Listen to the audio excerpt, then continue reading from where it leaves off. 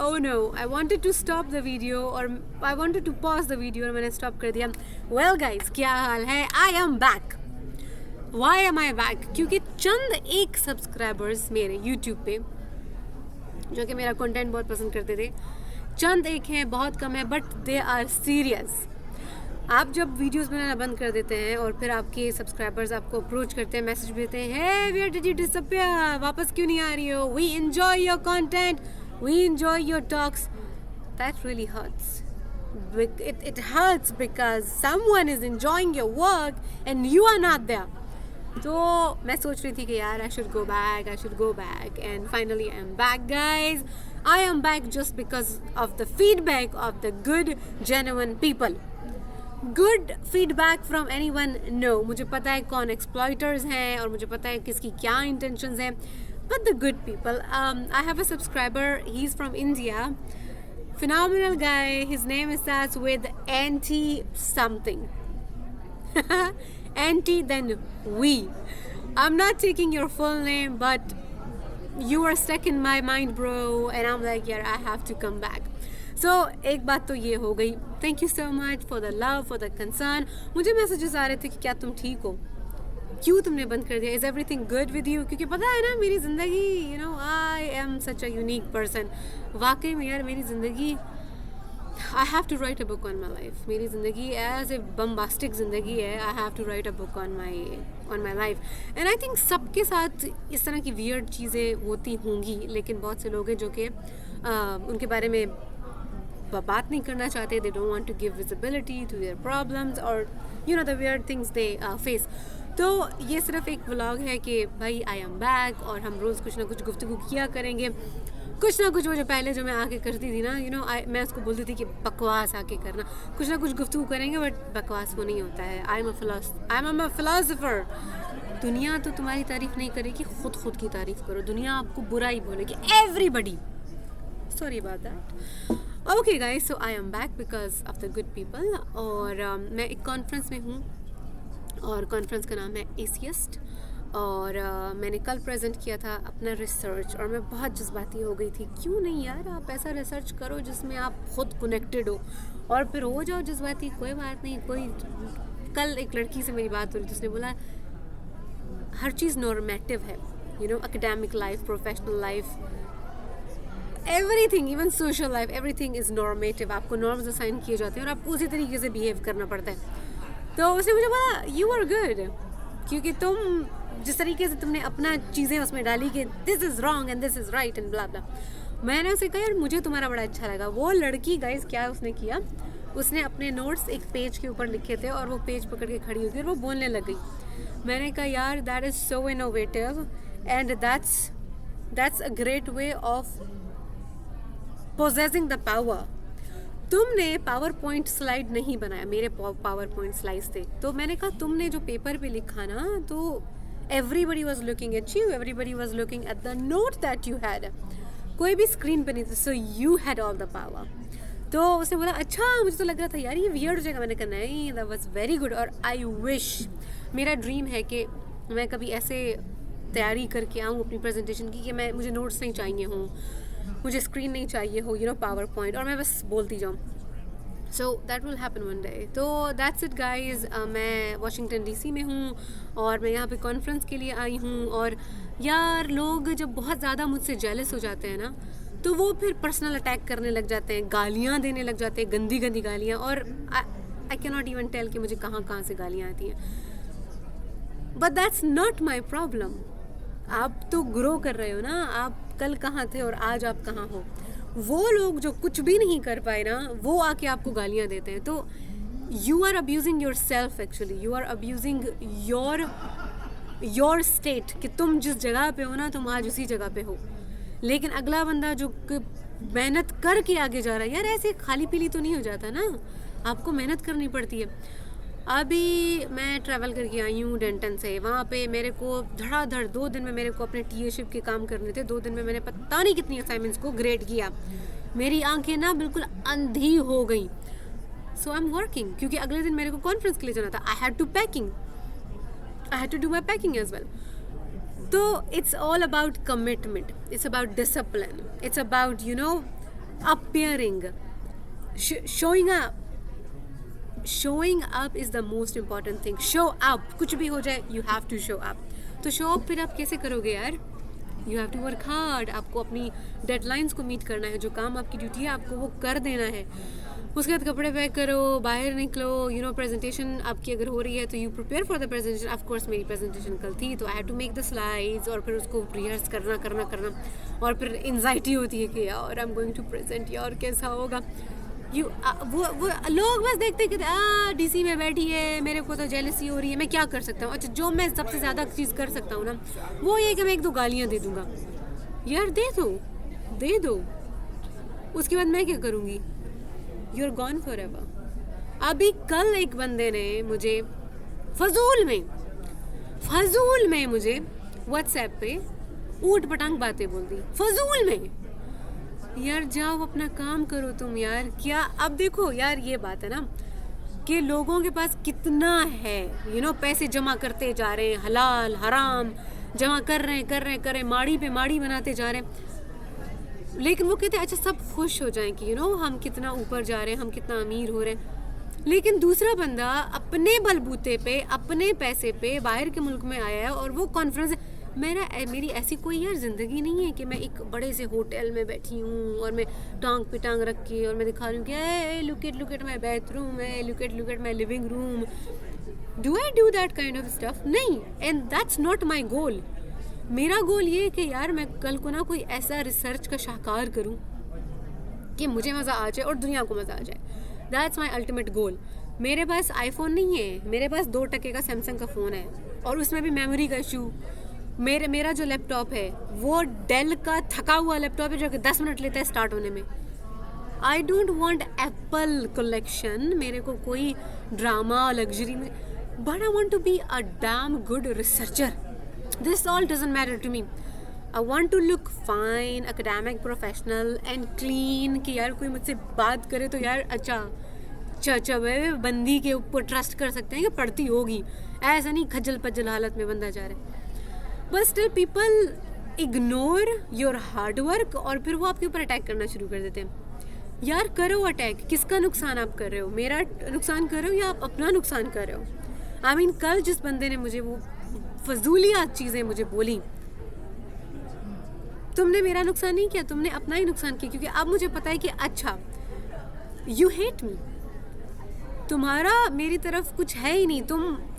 तुम्हारा मेरी तरफ एक सिंसियर कंसर्न नहीं है.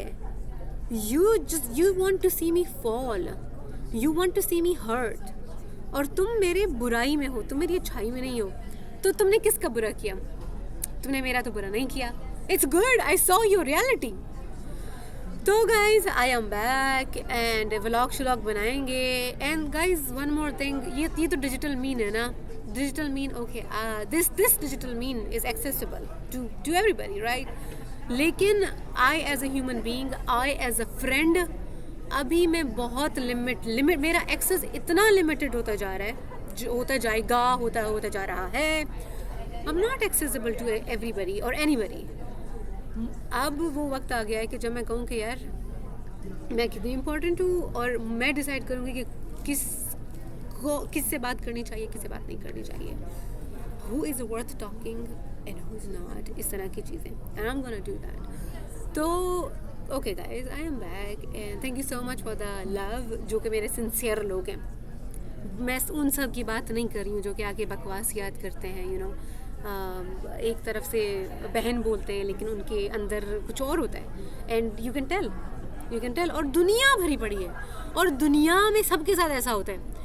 वो जो बंदा ऐसा कर रहा होता है ना, उसकी बेटी के साथ भी ऐसा ही होगा, उसकी बहन के साथ भी ऐसा हुआ होगा, उसकी बीवी के साथ भी हुआ होगा और उसकी बेटी के साथ होगा जो कि अभी 11-12 साल की है, उसके साथ भी होगा. क्योंकि आप सब मिलके वो माशरा बना रहे हो जिसमें आपकी बेटी भी रह रही है, जिसमें आपकी बेटी को पढ़ना है, परवरिश पानी है, एजुकेशन. तो you are making problems for yourself.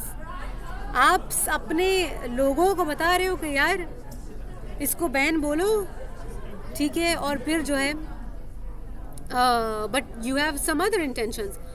तो कोई भी चीज़ छुप नहीं सकती है. और आप किसी का नुकसान नहीं कर रहे, आप सिर्फ अपना नुकसान कर रहे हो। गाइज ये तो एक बात होगी। अब मैं आपको दूसरी बात बताने चल रही हूँ।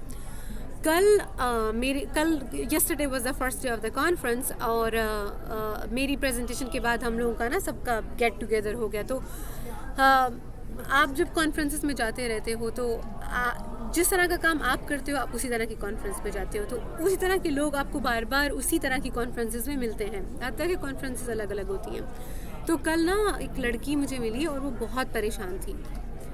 तो मैं उसको देख रही हूँ, वो बहुत परेशान हुई। मैंने कहा यार क्या हुआ है, तुम परेशान हो, पेपर का स्ट्रेस है, क्या हो गया तुमको? अब यहाँ पे तो हम सब बंदे एक दूसरे को बहुत सपोर्ट करते हैं ना। तो मैंने उससे पूछा तो उसने बोला नहीं यार, प्रॉब्लम दरअसल ये है कि मुझे ना एक वियर्ड सा मैसेज आया है मेरे घर से।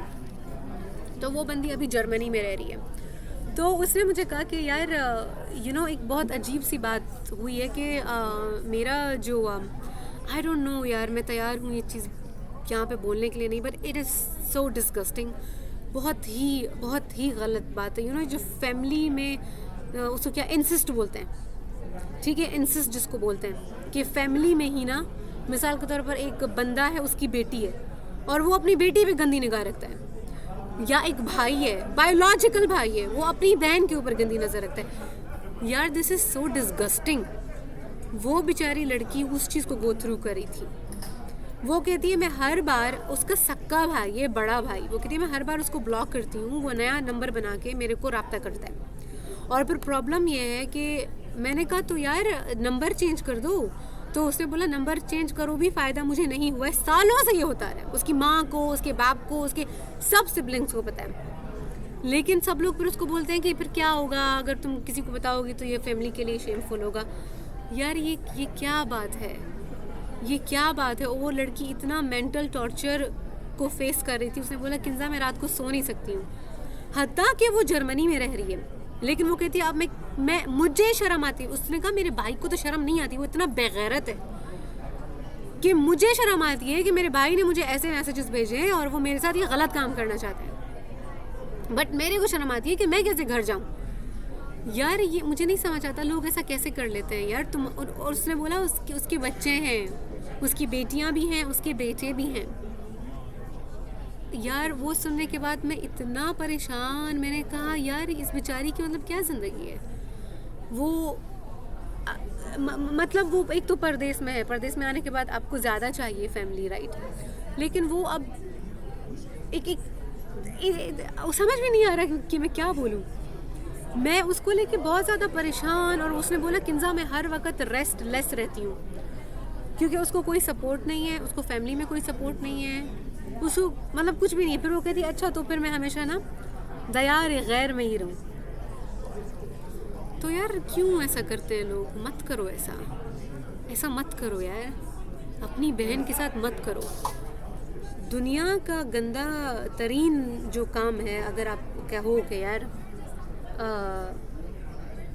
गंदा तरीन काम, फॉर इंस्टेंस हम लोग कहते हैं कि भाई जना है, ठीक है, उससे भी मैं कहूँगी कि यार गंदा तरीन काम है कि इंसेस्ट करना, ठीक है। फैमिली में ही जो लोग गलत ताल्लुक़ रखते हैं, फैमिली बायोलॉजिकली रिलेटेड होते हैं, वो तो फिर जना से भी मैं कहूँगी गंदा काम, ठीक है। फिर आप कहते हो कि यार हाँ रेप भी इक्वली बहुत गंदा काम है, वो भी बहुत गंदा काम। लेकिन जब अपनी फैमिली में ही कोई बंदा अपनी बहन को या बेटी को ज़बरदस्ती कहे कि तुम मेरे साथ ये करो, यार उससे गंदा ना दुनिया में कुछ हो नहीं सकता। मैंने कहा यार लानत है उस शख्स के ऊपर जो अपनी बहन या अपनी बेटी के ऊपर गलत निगाह रखता है और फिर उसको प्रेशराइज भी करता है गलत काम के लिए। लानत है उस बंदे पे। ये दुनिया का गंदा तरीन रेप की किस्म है। क्या कहें यार, क्या कहें इसमें। तो मैं कल से बहुत मैं सोच रही हूँ उस बेचारी के बारे में। अब वो क्या करेगी, वो हाँ मिलेगी तो नहीं उससे, लेकिन मेरे ख्याल से वो जाएगी भी कभी नहीं, जर्मनी में ही रहेगी हमेशा। तो यार इस जस्ट क्यों यार, कोई क्यों ऐसा करेगा, कोई क्यों एक शख्स की ज़िंदगी को इस तरीके से ना रेस्टलेस करेगा। यार अपना इलाज कराओ। यू आर सिक माइंडेड, जाओ अपना इलाज कराओ।